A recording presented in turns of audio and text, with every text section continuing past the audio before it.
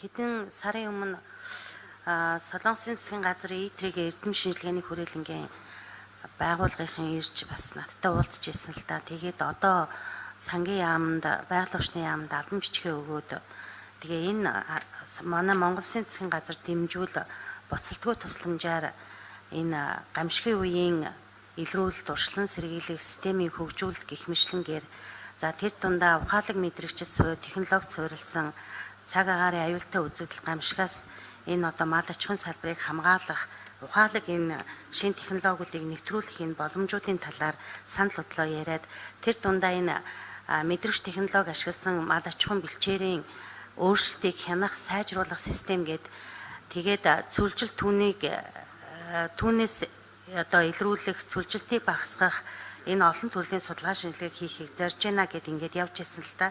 Тэгээ яамдуудад албан бичих хүсэлтүүдээ өгсөн байна.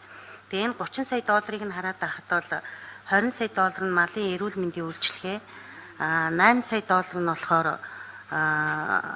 мал аж ахуйн бүтээмжийг нэмэгдүүлэх, нэмэн үртгэхийн сүлжээ хөгжүүлэх, эдийн засгийн эргэлтийг нэмэгдүүлэх. Тэгээ 2 сая төгрөг нь энэ төслийн удирдлага гэд ингээд ийм байдлаар хуваарлагдсан байна л да. Тэгээ эндээс хараад байхад ялангуяа тэр малын одоо энэ төслийг хэрэгжүүлэх тэр дундаа одоо хянар шинжилгээ, үнэлгээ хийх, мэдээлэл хийх, за мөн одоо малыг ялган тэмдэглэх, бүртгэлжүүлэх, системийг хөгжүүлэх, мал эмнэлгийн үйлчилгээг цахимжуулах, малын гарал үүслийн баталгаажуулалт, мөрдөн мөшгөх тогтолцоог хөгжүүлэх гээд ингээд олон талд одоо арга хэмжээг зохион байгуулахаар нөгөө мөнгөнд өнгө хуваарлсан байна л да.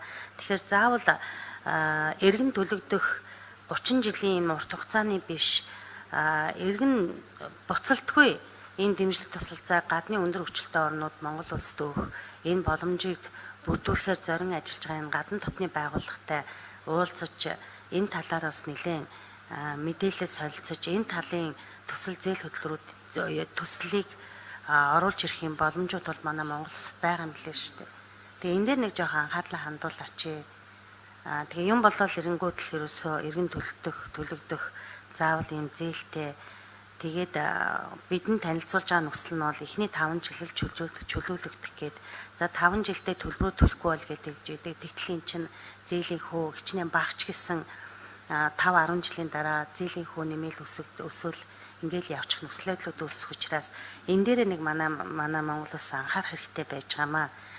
Зайлшгүй мад аж ахуйн одоо эдийн засгийн эргэлтийг нэмэгдүүлэх энэ асуудлыг бол хоёрдугаарт нь Монгол улс өөрийн төсвийн бодлогынхаа хүрээнд, төрийн бодлогынхаа хүрээнд хүртээмжтэй энэ одоо эдийн засгийн төрөлжүүлэх энэ бодлогын асуудал хамгийн ихний ээлжинд барьж ажиллах асуудал энэ мөн байгаа. Тэгэхээр улаан сайдын тэр саналтай би бас санал нэг байна. Одоо харамсалтай нь бараг 13 их 80 төгрөгийн төсвийн зарлага батлаад түүнийхээ зөвхөн 19 тэрбум төгрөгийг бид мал аж ахуйн салбарт хөрөнгө оруулалт хэлбэрээр хийгдэж байгаа нь бол ялангуяа энэ хууль тогтоож байгаа төсөв баталж байгаа бидний хувьд бол маш эмгэнэлттэй толдоо. Энийг бол анхаарах ёстой байж байгаа.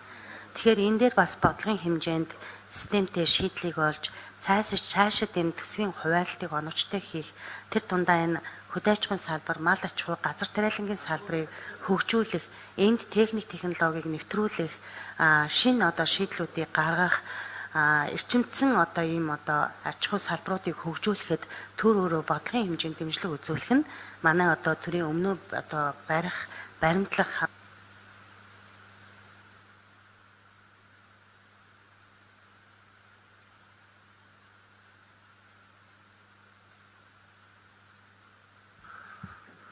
Замар цай гişүн нэг минут намж өгье.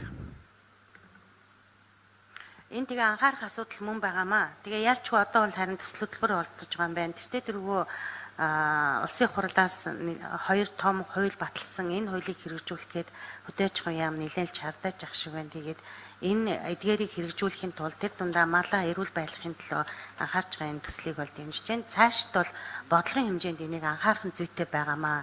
Энийг бүр дайлангуяа манай төсвийн байнгын ороо анхаарч энэ төсвийн хөрөнгө оруулалтыг хөдөө аж ахуйн салбар руу чиглүүлэх энэ бодлого дээр системтэй шийдлүүд гаргах нь зөвөө гэсэн юм байр суурьтай байна.